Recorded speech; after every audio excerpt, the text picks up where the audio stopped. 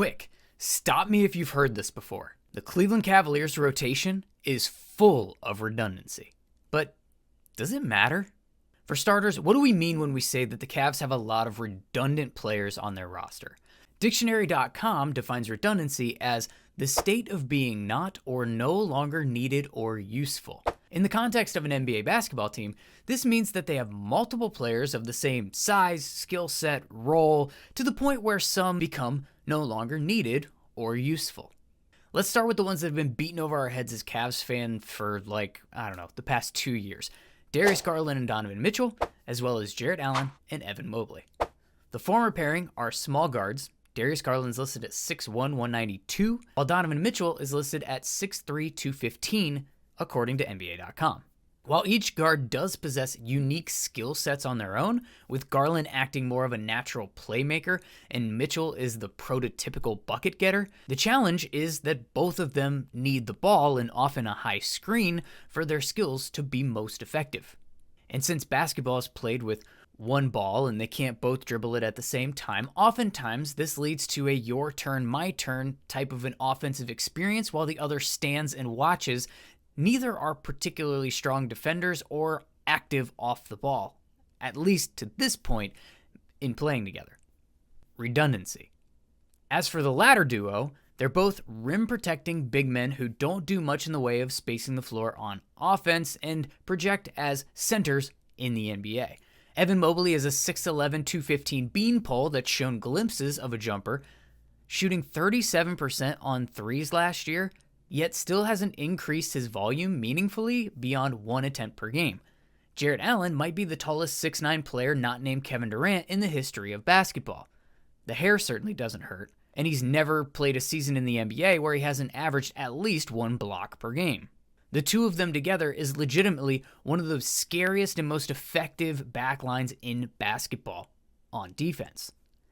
However, neither of them proving the ability to shoot reliably or frequently enough from the outside, the defense simply isn't concerned with leaving them alone and just pack the paint to cut off penetration from the small guards.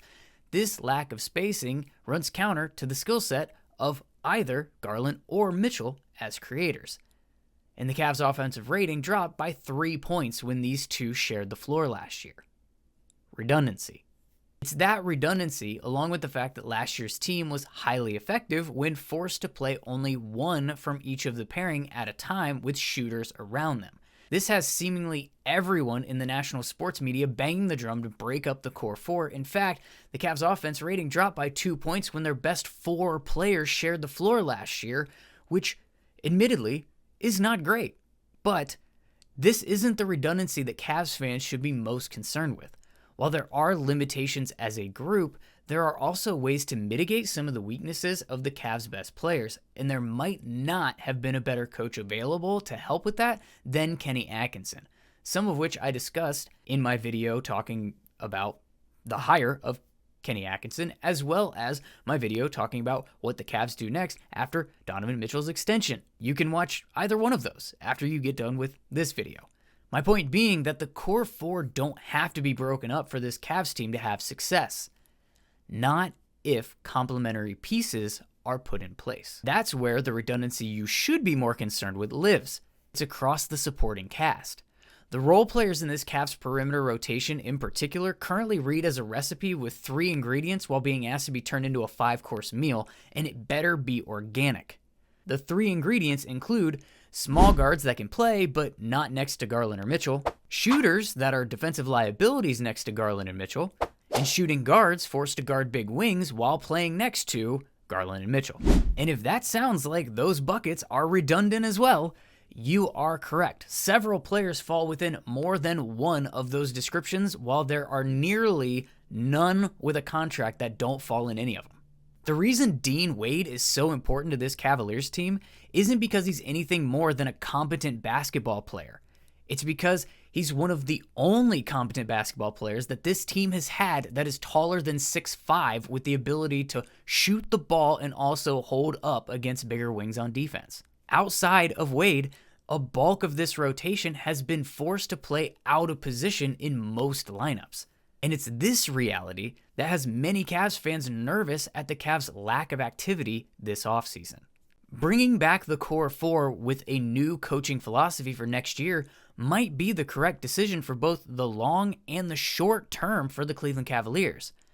But the limitations are clear and proven.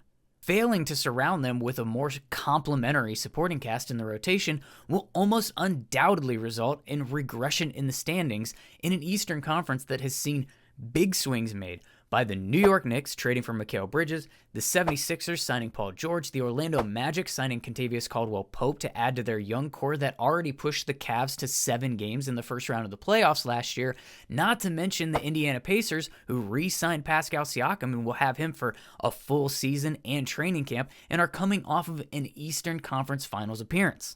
The bottom of the East might be waving the Cooper flag and trying to race for ping pong balls, but the top is loading up, and the middle is only getting more competitive. And if the Cavs don't address the real redundancy issues in the rotation with what's left of this offseason, year one of the Donovan Mitchell extension is unlikely to show the desired growth, and we could all wind up being caught up in the "will Spida stay in Cleveland" headlines all over again next summer. What do you think? Can the Cavs core four make enough internal growth and improvements on their own to get over the hump, or do they need to break them up? Let me know in the comments, and while you're there, like the video so that YouTube knows it doesn't suck, and subscribe to the channel so that I know you want me to keep making them.